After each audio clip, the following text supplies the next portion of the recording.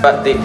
Assalamualaikum warahmatullahi wabarakatuh. Jadi kali ini kami dari kelompok 4 sudah sampai di Museum Muhammadiyah. Sebelumnya saya memperkenalkan diri, nama saya Muhammad Aksal Ziaul Haq dari nomor presensi 21. Aku Dedi Aljabar dari nomor presensi 13. Saya Fatihur Amar Hutami dari presensi 14. Saya Aulia Rahmawati dari nomor presensi 10. Saya Ardania Kamila Khairunisa dari presensi nomor 7. Saya Syaulia Rahman dari nomor presensi 1. Selamat menyaksikan. Bye.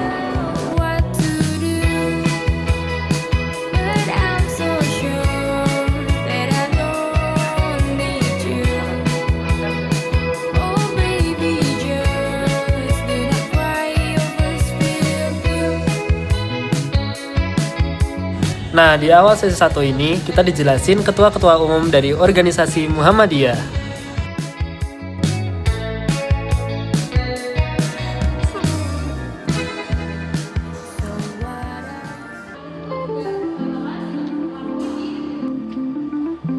Nah, jadi di sesi 1 ini kita dikasih penjelasan apa itu organisasi Muhammadiyah secara umum. Biar di penjelasan-penjelasan berikutnya kita nggak bingung sama penjelasan tour guide-nya. Nah, lanjut ke zona pembawa cahaya. Zona ini dinamakan pembawa cahaya karena banyak cahaya yang jatuh di ruangan ini. Terdapat sebuah globe setengah bola cekung yang dirancang untuk menangkap cahaya matahari dan melambangkan harapan agar Muhammadiyah menjadi matahari yang menyinari.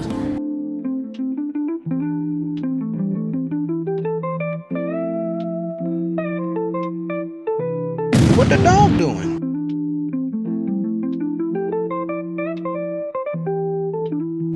Kalau sebelumnya kita dijelasin tentang ketua-ketua umum Muhammadiyah, di bagian ini kita dijelasin tentang tokoh-tokoh nasional dari organisasi Muhammadiyah. Thumbnail. Tiga orang. Thumbnailnya gak sih gue itu? Gak kelompok gede gue. Oh, kita kayak kaget gitu. Ya, jadi gini aja. Ini Dilihatin teman kan? udah selesai Yo. sesi section 1. Yo. Mau lanjut kita. Di sini kita dijelasin tentang kaligrafi melingkar dari surat Al-Asr yang melambangkan pentingnya waktu dan kesadaran akan waktu.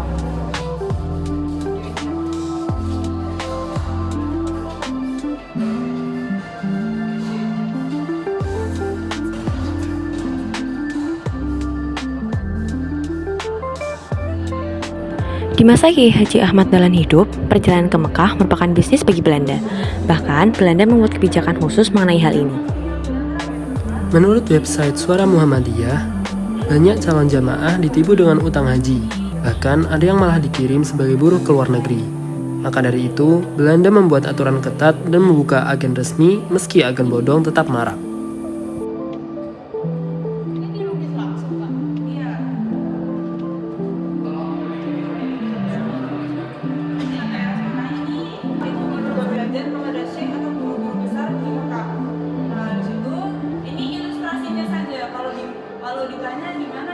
Habis itu, kita transisi nih guys ke bagian yang gelap-gelap. Bagian ini menyimbolkan masa ketika Islam di Indonesia masih tercampur dengan hal-hal yang tidak sesuai dengan ajarannya. Maka dari itu, Kiai Haji Ahmad Dahlan mencoba meluruskan di masa ini.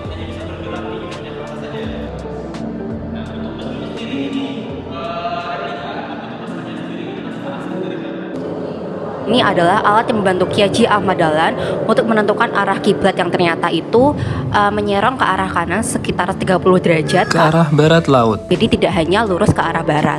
Kemudian ini adalah ilustrasinya yang menunjukkan bahwa arah kiblat itu dia ke arah barat daya.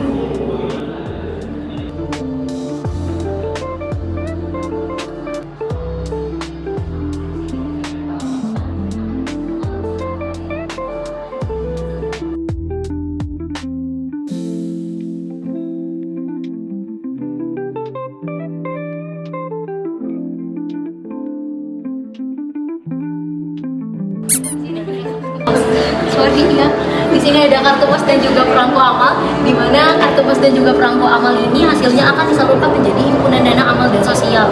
Nah, kartu pos dan juga perangko amal ini juga termasuk dari bagian PKU. Ada PKU.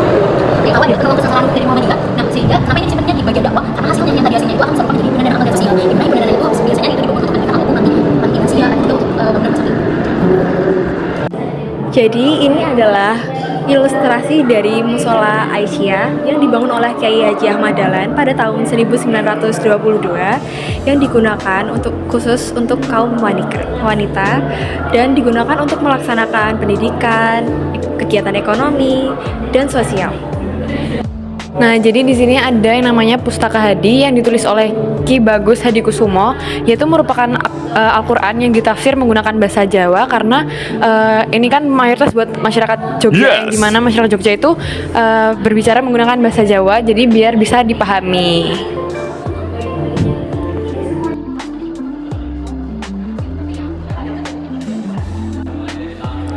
Nah, di bagian ini kita dijelasin peran-peran Muhammadiyah selama perjuangan kemerdekaan Indonesia seperti perlawanan terhadap propaganda dan kebijakan Jepang.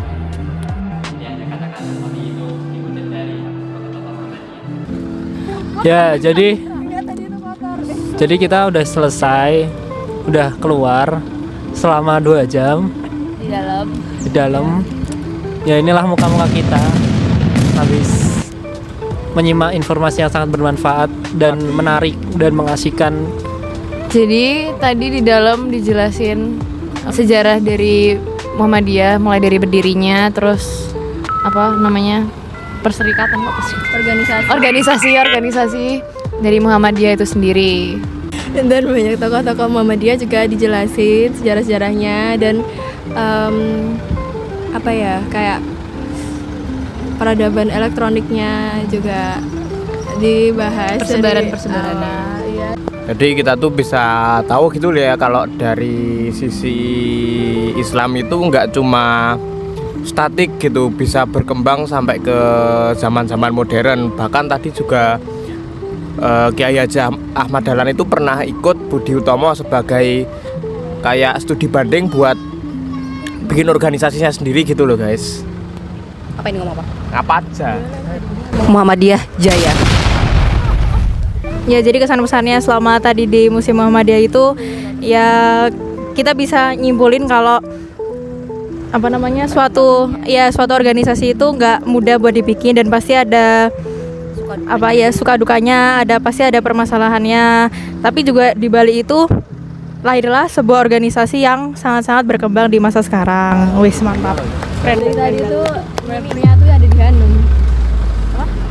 Ngapain? What the dog doing? Ya, jadi segitu saja perjalanan kita hari ini. Dadah. Dadah.